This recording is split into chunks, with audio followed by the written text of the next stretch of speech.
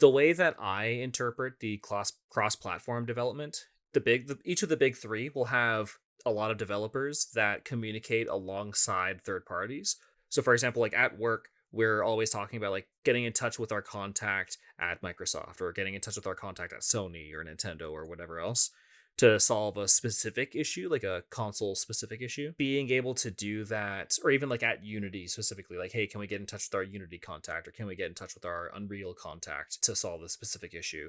Or to maybe build some custom tools for us for this scenario in particular. So that's what I would assume that cross-platform development means, is so that way they can talk to a third party that has a solution built for, say, Sony specifically, or for Microsoft specifically. That person will have the knowledge to say like, oh yeah, Microsoft handles their rendering in this way, but for this we really needed to run this way. So let me write a tool for you really quickly, a translation layer for you or whatever else. That's the way that I interpret that cross-platform development. For cross-platform development, honestly, I think the only thing that it has to do with being able to run Switch games on the new hardware. It's possible that it won't be native. Like, it will have to have like a built-in emulator is a strong word. A translation layer or something like that. Yeah, exactly. I think that's the most likely thing that's referring to. Nintendo's never been afraid to just like leave behind their old hardware. Yeah. They sure aren't. They really want you to buy their next system. So, but we do also live currently in a generation that I think has had more cross-platform support with the previous generation than like any other previous generation. Nintendo has been mostly very good at it. Yeah. But yeah, right now we live in a time where you can play PS2 games on the PS5. Yeah, but those have to be like re-released digitally. Yeah, true. What I was going to say is, looking back at like Nintendo's consoles, the Wii U was backwards compatible with the Wii was backwards compatible with the GameCube. The GameCube was not backwards compatible, but you could play Game Boy Advance games on it with the adapter. The Wii U was compatible with the GameCube as well, but you weren't able to put the discs in, but the ISOs run natively because it's the exact same architecture. Yeah, you can get the discs to work if you mod it. Yeah. Nintendo like willingly chose to make that not a thing that you could do. And yeah. I think that's partly because of the Wii U doesn't have GameCube controller slots on it, or GameCube memory card slots on it. Even for the most part, the memory card slots, because the Wii never had the ability to store GameCube saves on it. You could only plug in a memory card. That's my theory on it. I don't know that for sure. So I think that there's some information has come out from Nintendo developers since then, to where the main issue was the disc slot. Being able to get the discs to play nicely was just not gonna work. So they decided to just abandon it entirely. But when they were doing Virtual Console and bringing on like some GameCube games onto the Wii U for Virtual Console, they didn't have to do any work at all because it's the exact same architecture. It's just a more powerful hardware for the exact same architecture. Yeah, that makes sense. Which actually kind of leads me into the reason why I think it's probably going to be the exact same architecture for the follow-up to the Switch, is because they did a lot of work on the Switch in particular to make it, one, the docking and undocking work like super well, but they were using that same software, like OS architecture, for so many years, literally from the GameCube to the Wii to the Wii U. That spans 3 separate consoles. They really like building stuff once and then upgrading the hardware, making it more powerful. And that's kind of their approach to consoles as of the past several generations. And I don't see them not following that same trend for the Switch, where they literally spent all that time and it works super, super well. So having some like optimizations for the OS and whatever specific features for the OS to work well on the Switch 2 or whatever else. I do doubt that they would abandon the hybrid model at this point. Like, it's been so successful for them. Do you think they would keep cartridges in that case then? Yes. I want to say yes, because The only disc-based portable system that's ever existed was the PSP. Getting a disc drive that small is a bit rough. Yeah, I bet. I think. I'm assuming. I don't know that for sure.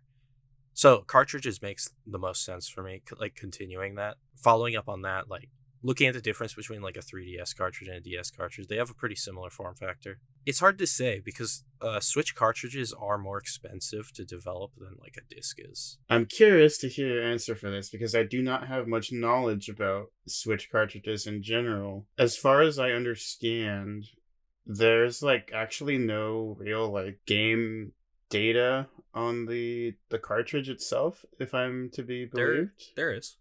Yeah, There is? What do you mean? Yeah.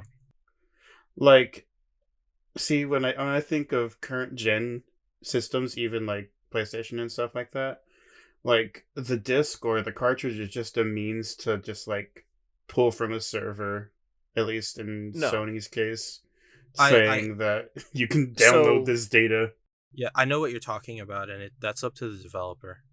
Because the way that it works is that the Switch cartridges are like their base stock is made with different sizes, and the larger sizes cost more for the developer or the publisher to purchase to put their game on. So a lot of publishers try to save some money by purchasing the smaller side and then having a day one patch that installs the rest of the game. So for the base game itself, though, like the engine and everything, the game does run off of the cartridge, and when you're playing a Switch game or a PS5 game or an Xbox Series game, you're playing it off of the disc, but there is some stuff that is downloaded to the system's memory, like 3D models and art and stuff like that. But for the most part, you are playing it off of the either disc or cartridge. Even then, it can still be up to the developer, because there are cases where I forget which Call of Duty it was, but I believe it was a Call of Duty where on the disc itself only had like 100 megabytes of data, and all that data did was tell the system to call to a server to download the full game off of that server. Yeah, but for the most part, at least, it's almost always that the game is running off of the cartridge rather than system memory. Yeah, well, that's good to know. Yeah. I do have some Switch cartridges that don't install at all. Mm-hmm. To answer your question, I don't see them doing discs because, well, for one thing, something else that the job listing said, but also it's really bad for the disc to be moved around a whole lot. Like when people sell like consoles and stuff with discs already in it, they will oftentimes like accidentally get scratched and just ruined and unplayable, even though they were working perfectly fine the last time the console was plugged in, because it's really, really unhealthy for the disc to be like moved around and stuff. And if the next Nintendo console is a hybrid system, because I agree with you, Gerardo. I think that it probably will be a hybrid system. I think that Nintendo kind of struck gold on that idea. It would be ridiculous to put a disc into that. Something that people are actually going to like walk around with, and not just like transport consoles, but like play it on the go. That's going to be super unhealthy for it. And look at how a lot of the PSP games, game discs ended up. And that's with them being inside of their own little shell. So I don't see that.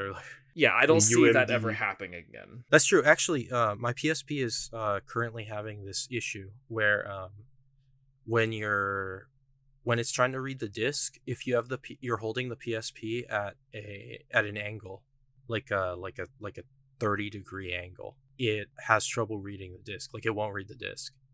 And then if you just turn the PSP to like a flat 0-degree angle or a 90-degree angle, and it'll read it like quickly and perfectly fine. Yeah, because even the lasers can get like unadjusted over time. I've had a lot of issues with that. I have a bunch of 360s, and I've repaired a lot of 360s for myself, friends, family, and stuff. And that's one of the most common failure points. Also with the PS3 was the lasers themselves getting unaligned. The lasers of my GameCubes even the Wii is like what caused a lot of my like having to get another one. It's just like the laser, the disc was fine, it's just the laser got misaligned or something happened with the Wii too. Yeah. And I don't see with a hybrid console something that like a mobile console, you can take it with you, a handheld. That's good. Thing's gonna get super unaligned, super fast. Kids dropping it and stuff like that. Oh yeah. I don't see them doing that. Another reason why I think that they're gonna stick with the cartridge approach is because on the job listing, it specifically says the goal will be to aim for and go beyond state of the art solutions in these fields, meaning like current gen console fields, targeting current and next generation Nintendo platforms. That specifically, alongside that cross platform development note, makes me feel like they're using the exact same architecture as the Switch. So why wouldn't it be able to accept Switch flash memory as well? Like, just make the cartridge the exact same, and then it should be able to read it. Don't do that thing that they did with the DS and 3DS. Well, they kind of had a reason to do that, but like, I would imagine they would do something similar to that. Yeah. Yeah, so it would still accept Switch cartridges, but there would be something on it to where you specifically couldn't put a Switch 2 or whatever cartridge inside of a Switch because Right. it literally wouldn't be able to run it anyways. So why would you want to allow that possibility to put it in? Mm-hmm. Yeah, so I think that makes me feel like they would be sticking with the being able to support the previous generation because again, it's most likely going to be based on the same architecture. So it should already be able to like run the ISOs anyways. I do have a concern about that personally. Not anything you said about what I'm hoping from Nintendo's philosophy with their next system. Because Nintendo's systems have always had like, new like gimmicks and stuff added to it. I'm worried that the Switch was successful enough that Nintendo is gonna not try to improve on the model and just make a more powerful version of the same system, which I guess is fine. But I always really like seeing the new like gameplay features that Nintendo adds into each system. Yeah, that makes sense. Yeah, that's just a concern I have. Like, For sure. I didn't really think about that until you said it. The hardware structure of the Switch that we have now is pretty much the ultimate version of Nintendo's previous systems. The Switch itself is a Wii U gamepad in handheld mode. The Joy-Cons are Wii remotes. I'd like to see them add in a new concept, or perhaps even take some inspiration from the DS or the 3DS, and adapt that into the Switch model that we have currently. Just to, add a little flair to the new system. So in an interview, I think this was 2021. I couldn't find the interview in particular, but I do remember a lot of people talking about it at the time, where Nintendo was talking about the next generation platform. And specifically, like one thing that they said in particular was that they were reimagining the controller design and the way that you interact with the game, which made me super nervous actually, because Nintendo has a history of making stuff like the Wiimote or the N64 controller, where things that were not super ergonomic, and they were going after the gimmick more than something that's like comfortable and good for gamers, good for like most types of video game development. I think that's one of the reason why the Wii didn't have quite as many games, is because a lot of developers literally couldn't port their game over because the controls literally would not have been supported. So that made me a little bit nervous, but at the very least, it does show that they're taking the ideas of like, okay, what gimmick can we add to this, or how can we improve on pre-existing models? Like, to your point, Gerardo, very seriously, what gimmicks would you guys like to see either brought back or brands new? Dual screens. No. Yes. For me, at the top of the list is that, like I've already said in the past, backwards compatibility with the Switch games, and then even the handheld docked thing. That's number of priorities 1 and 2 is those two. I guess, would you consider it a feature of just like, I like the way that, I don't know if this is a hot take, but I like the way that the friends and like the whole like Nintendo network itself work together, if that makes sense. I like the way that service runs, and I hope they don't change it that much. They just kind of, move it over. But that's not to say that they're, or what's it called? Like their server stability or like just the way the online functions or most of the time does not function. That could be built better, but I like the fundamentals that they have with it. The online thing isn't necessarily on the console itself. It's more so on the servers and stuff that Nintendo has. I still think it's important.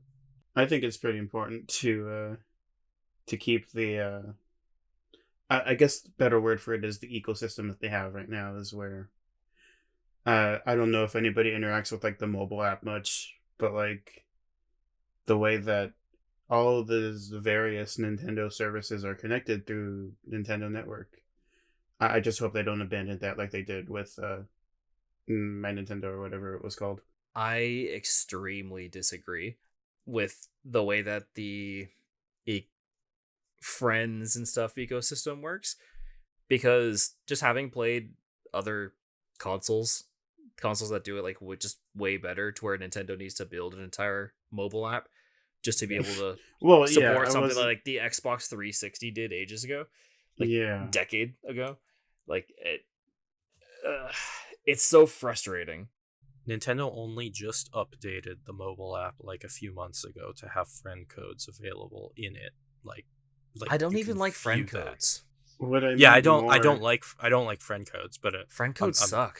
I'm just yeah, saying that like Nintendo's so behind on it that they only just made that an accessible thing without having the console itself Hmm. with you. Rather, be able to search for people Yeah. specifically. yeah, for sure. That's totally not what I meant. I do not like friend codes. Oh, I'm okay, okay. I'm more so saying I don't know. I guess you guys haven't interacted with the ecosystem of just Nintendo Network in general. I have. Um, It like sucks in Splatoon, for example. I'm aware. the it's not even a friends thing. It's just I don't know. Everything just feels interconnected, and I'm specifically pulling from my knowledge of the mobile games and just like being able to redeem platinum points and stuff like that just works super well right That's now. cool, yeah. Yeah, that's cool. Yeah, that's what I meant. Okay. Yeah, because I think that the mobile app sucks. I think that the fact that they need an entire mobile app to do something that consoles have been doing for like I think decades I've now is ridiculous. I think I've opened that app maybe like twice over. Yeah. I use it for Splatoon, and it just sucks that I have to use it for Splatoon. Like, why can't I just hop on a party chat with my friends and then us just play Splatoon? Like, why can't we just, like, I'd be playing the game, and then I join Robert's party, and then I'm just talking to him? Why do I need to... No one uses the mobile app anyways. We were using the mobile app for a while, but then we realized that Discord is just way better. And why shouldn't it already have a built-in system for that? It's just so frustrating. While I do agree, I think it's becoming more common for people to just use Discord anyways. But like, if I'm playing Halo, I'm not gonna bother with Discord. Like, if I'm playing Halo and Brad's playing Halo, we're just already there. We don't have to even open Discord. Like it. That's what I'm talking about. The fact that I have to use Discord only for Nintendo, and like basically Nintendo's the only thing that I really need to use Discord for, is ridiculous to me. Fair That's enough. fair. We did try the in-app voice chat playing Mario Kart 64 once. Hunter and I. That sounds horrible. I'm sorry. Yeah. Didn't it not work a couple of times, and then we like had to like disconnect and reconnect or something? Possibly. I'm having trouble remembering, but I don't remember it being easy. Yeah. It's ridiculous. Just hop on Discord and then it's 1,000 times better.